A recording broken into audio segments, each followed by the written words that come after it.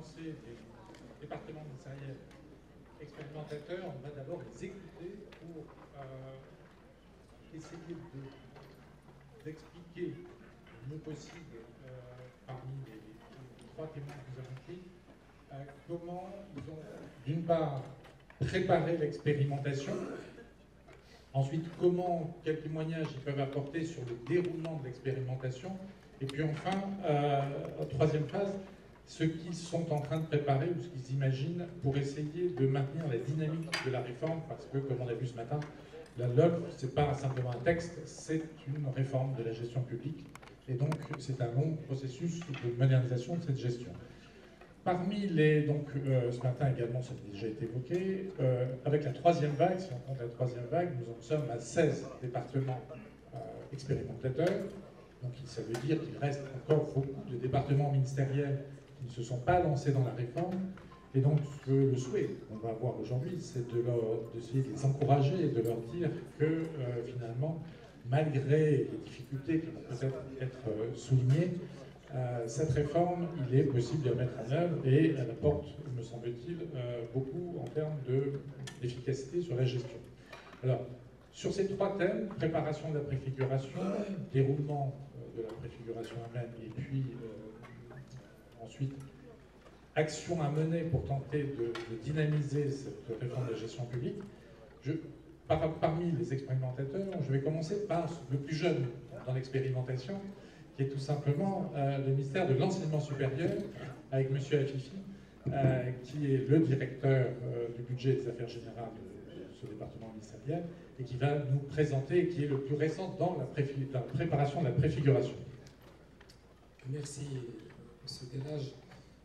Je voudrais tout d'abord, avant d'évoquer ce qu'on a fait en termes de préfiguration, je voudrais parler un petit peu de la stratégie du ministère. La stratégie, nous avons une stratégie 2013-2016, et cette stratégie, nous avons un certain nombre de défis. Le premier défi que nous avons au niveau de l'enseignement supérieur, c'est le défi de la massification. Le deuxième défi, je parle des grands défis, l'amélioration de la qualité de l'enseignement, le développement de la recherche scientifique et technologique et l'amélioration des conditions de vie de nos étudiants. Je vais donner tout d'abord quelques chiffres. Nous avons actuellement au sein de notre système 800 000 étudiants.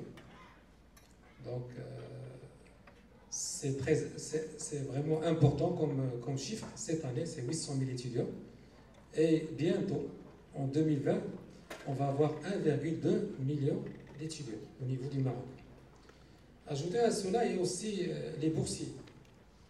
Et les boursiers, cette année, nous aurons 330 000 bourses à accorder à nos étudiants. Donc là, c'est un défi qui est très important. Et côté, je dirais, coût, le coût est très élevé. Ça avoisine le 1,9 milliard de dirhams qu'il faudrait qu'on débourse pour que nos étudiants, disons, travaillent dans des conditions, je dirais, décentes. Tout cela, bien, pour répondre à tous ces défis, on a mis en place une stratégie, laquelle stratégie, il fallait la décliner en programme. C'est ce que nous avons fait. Il y a principalement, je dirais, 3 programmes, je dirais, métiers. C'est tout ce qui est formation, tout ce qui est enseignement supérieur, c'est le premier axe. Le deuxième programme, c'est le développement de la recherche scientifique et technologique et l'innovation. C'est très important, l'innovation.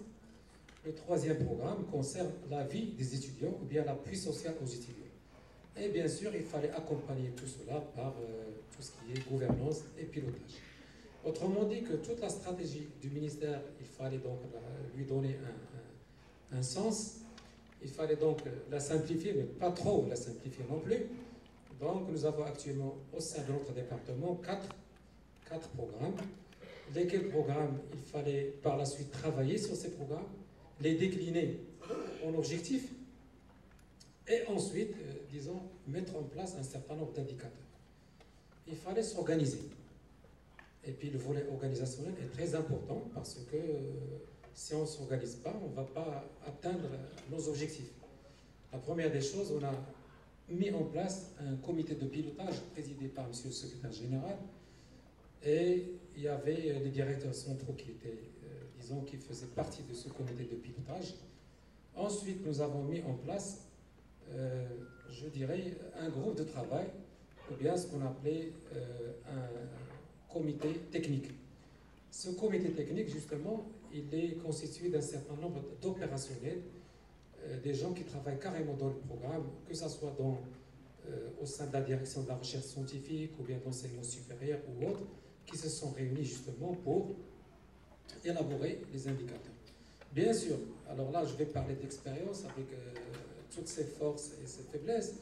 Quand on s'est réunis une deuxième fois, on s'est retrouvé avec une multitude d'indicateurs. Beaucoup d'indicateurs, chaque direction ramenait une douzaine, une vingtaine, etc. d'indicateurs. Donc finalement c'était assez compliqué, donc il fallait quand même qu'on se mette d'accord, qu'on simplifie un petit peu, je dirais, qu'on simplifie les choses, mais tout en ayant justement que ces indicateurs soient représentatifs et qui peuvent en quelque sorte cartographier la situation, parce qu'un indicateur, il doit représenter quelque chose. Un indicateur de performance, il doit répondre justement à une situation donnée. Donc il fallait travailler, donc nous avons travaillé de manière collégiale. Il y a eu un certain nombre de discussions. Il y avait aussi, et puis je tiens à le souligner, l'appui du ministère de l'économie et des finances et l'appui aussi d'Expertise France qui était avec nous. Chaque fois qu'on avait besoin justement d'un soutien ou bien d'un conseil, vraiment ils nous ont appuyés. Donc on a travaillé la main dans la main. Heureusement qu'on avait une petite expérience qu'on a capitalisée, car comme vous le savez, le département de l'enseignement supérieur s'est engagé en 2009, entre 2009 et 2012, dans le programme d'urgence. Alors, par rapport au programme d'urgence, quand on l'avait mis en place au départ, et ça je vais vous le dire, on avait à peu près entre 220 à 240 indicateurs. Donc c'est une situation qui était difficile à gérer, et les indicateurs étaient difficiles à générer. Parce qu'on ne pouvait pas travailler avec ces indicateurs, c'était une batterie d'indicateurs, c'était très compliqué. Nous avons simplifié, donc, et puis on est passé dans le cadre du programme d'urgence de 220 à 108 indicateurs, mais c'était quand même compliqué. Et ça, je vous le dis. Donc nous avons capitalisé, fort justement de cette expérience, on a essayé d'éviter ce genre, je dirais, de dérive pour rester dans le raisonnable. Et nous sommes partis avec 4 programmes, avec 10 objectifs et 26 indicateurs, disons représentatifs. Et bien sûr, il fallait donc valider ces indicateurs. Le comité de pilotage s'est réuni. Il y a eu un certain nombre de va-et-vient avec le département de l'économie et des finances pour justement valider ces indicateurs, parce que l'indicateur doit être quand même synthétique et représentatif des situations données. Donc, une sorte de cartographie. C'est ce que nous avons fait. L'expérience était très intéressante, ne serait-ce qu'au niveau de l'échange, parce que ça a permis à toute la structure de se réunir, tous les directeurs centraux de se réunir, les responsables de programme, et à faire converger justement cette stratégie et la rendre, je dirais, développer un certain nombre d'outils et d'instruments fiables, mesurables, parce que le plus important, ce n'est pas de construire l'indicateur, mais qu'il soit mesurable par la suite.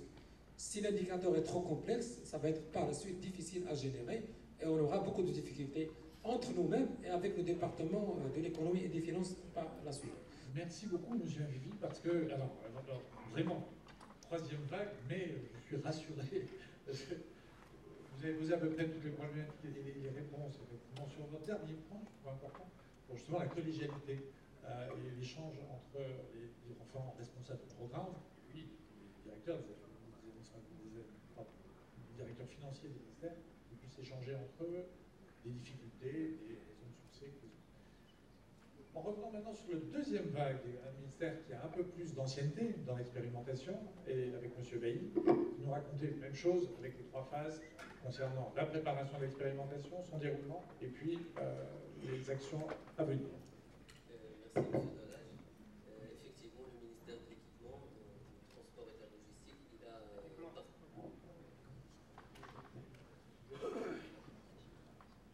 Donc, j'ai dit, le ministère de l'Équipement, du Transport et de la Logistique, il a participé à la deuxième vague de préfiguration. Les travaux de préfiguration ont été officiellement amorcés lors de la réunion à haut niveau avec M. Barada et son équipe, notre secrétaire général et tous les directeurs centraux. Donc c'est une réunion très importante dans le sens où elle nous a permis de prendre connaissance des objectifs attendus dans le cadre de cette préfiguration, mais aussi de la consistance des travaux qu'il fallait réaliser. Principalement les 3 étapes de la préfiguration, à savoir la restructuration des budgets autour de programmes, la définition des objectifs de performance qui en découlent et l'élaboration des indicateurs qui renseignent sur le niveau d'atteinte de ces objectifs. Et enfin, bien sûr, il fallait consolider tout ça dans le projet de performance du ministère. Donc, pour ça, nous avons tout de suite constitué un comité technique. Bien sûr, monsieur le secrétaire général, il était membre du comité de pilotage.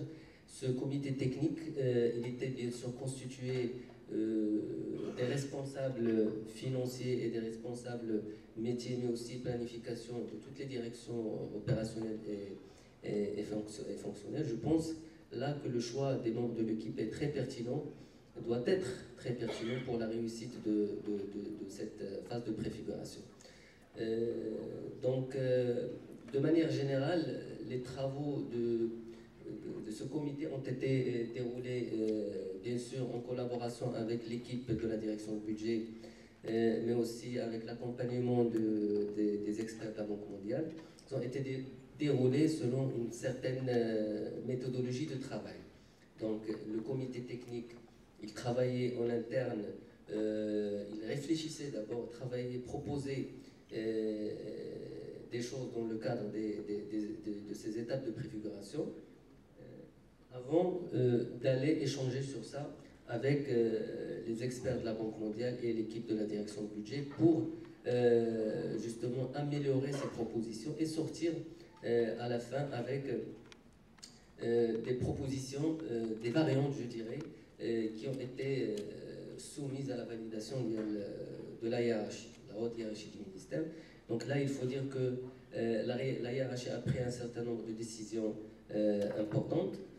D'abord, pour le choix de la structure par programme adoptée au niveau du budget du ministère, mais aussi par rapport aux responsables des programmes. Et là, c'est une question importante parce qu'il fallait les désigner officiellement. C'est une exigence de la loi organique. L'article 39 exige la désignation de responsables de programme. Donc, ils sont chargés de l'élaboration de la stratégie du programme, la définition des objectifs et leur réalisation. Voilà, donc la démarche était un peu ça. Par rapport à la restructuration du budget autour de programme, par rapport à la définition des objectifs, mais aussi par rapport à la définition des indicateurs de performance, on a un peu travaillé dans cette démarche. Réflexion, travail en interne, proposition de variantes, échange avec l'équipe de la direction de budget et les experts qui nous ont accompagnés avant de donner des variantes justifiées, argumentées, les plus pertinentes possibles à la hiérarchie pour prendre des décisions. Nous avons vu la consistance du travail et le temps pendant lequel on devait réaliser tout ça. Il fallait respecter un calendrier bien précis. Et donc, nous nous sommes organisés dans ce sens où on a bien identifié qu'est-ce qu'il fallait faire, quand il fallait faire et comment il fallait le faire. La loi organique, elle entre en vigueur progressivement. Il y a un certain nombre de choses qu'on n'a pas encore exercées. Je pense qu'il faut mieux se préparer, bien sûr, en collaboration avec nos amis des finances et nos amis. Et je tiens à remercier les experts qui nous ont accompagnés dans cette étape. C'était en l'occurrence M. Mordac, que je salue vivement. Et merci à tout le monde. Merci à tous. Merci beaucoup. Donc, et merci d'avoir rédigé ce guide comme ça qui permet de capitaliser et de transmettre à ceux qui vont se lancer bientôt. Et j'ai terminé par, en fait, un ministère expérimentateur qui est de la première phase, donc plus ancien. Mais je crois qu'un directeur financier qui est arrivé assez récemment au sein de ce ministère, et qui maintenant, du coup, a plutôt en charge le sujet de comment maintenir la dynamique de cette réforme. Je vois.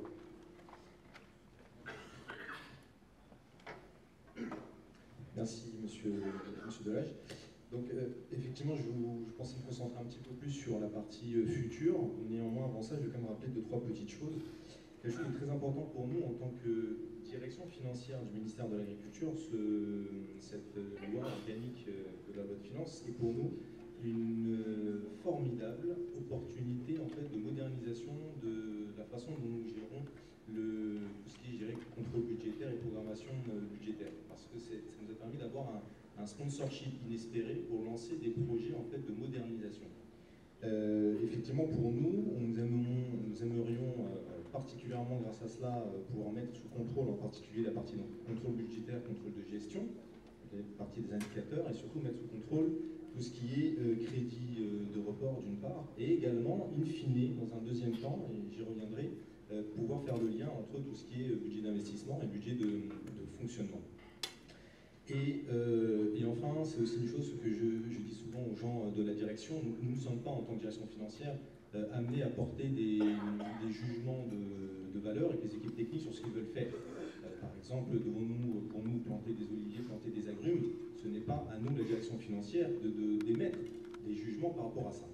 Mais avoir demain des indicateurs de performance qui soient non pas des taux d'émission, des taux d'engagement, parce que vous m'accorderez, ça ne va pas nous donner une bonne idée d'une performance des objectifs stratégiques du ministère. Ça nous permettra d'avoir des leviers d'arbitrage sur la programmation budgétaire. Et c'est pour nous extrêmement important. Alors très rapidement, nous, ce que nous avons fait, nous avons mis en place environ 6 programmes, 6 programmes d'action. Donc ça aussi, c'est quelque chose qui est particulièrement bénéfique pour nous, parce qu'en termes de lisibilité de l'action du ministère, finalement, ça revient un petit peu comme dans le secteur privé, beaucoup d'entreprises qui sont passées d'une déclinaison d'objectifs au niveau des directions verticales, directions métiers, en déclinaison d'objectifs au niveau des processus métiers, ce qui est beaucoup plus lisible et qui permet de pouvoir vraiment bien déterminer les moyens humains et matériels à mettre en face de l'atteinte de certains objectifs. Donc c'est ainsi que nous voyons ces programmes d'action. Et puis, du coup, nous avons également mis en place les premiers indicateurs, alors 20 objectifs, 31 indicateurs pour l'instant, et les différents outils, le cadre de dépenses à moyen terme, le projet ministériel de performance et le rapport ministériel de performance. Alors nous avons pas mal au niveau de la gestion financière aidé les autres directions pour pouvoir remplir ces différents outils en travaillant avec les canevas, etc. Et c'était également un point important. Rapidement, pour la mise en œuvre, nous avons eu un comité de pilotage, également un comité de coordination et de suivi, mais surtout nous avons fait beaucoup de journées de sensibilisation au niveau des directions centrales, et aussi au niveau des régions. D'ailleurs, nous avions des petits cartables que nous emmenions avec nous, que nous distribuions à tout le monde avec l'ensemble des éléments d'information qui étaient contenus dedans. Et ces journées ont été extrêmement bénéfiques. Dans les difficultés rencontrées, juste très rapidement, puis mes deux collègues en ont déjà parlé, sur la partie indicateurs de performance, effectivement, l'important c'est d'en avoir des indicateurs qui sont intelligibles, concrets, surtout mesurables. Et je donnais dans ces journées de sensibilisation 2 exemples. Je disais, par exemple, vous pouvez être à un taux d'émission de 100% sur la construction d'un dispensaire, par exemple, mais si le dispensaire n'est pas utilisé, ça ne sert à rien. Donc, allons sur des objectifs plutôt métiers. Parfois, les objectifs métiers peuvent être louables, mais problématiques à mesurer. Je donne un autre exemple. Nous avons beaucoup d'établissements d'enseignement, de formation et de recherche. L'un des indicateurs qui avait été établi, et c'est à mon sens le meilleur indicateur possible au sens métier, c'est quel est le taux pour les étudiants de pénétration sur le marché.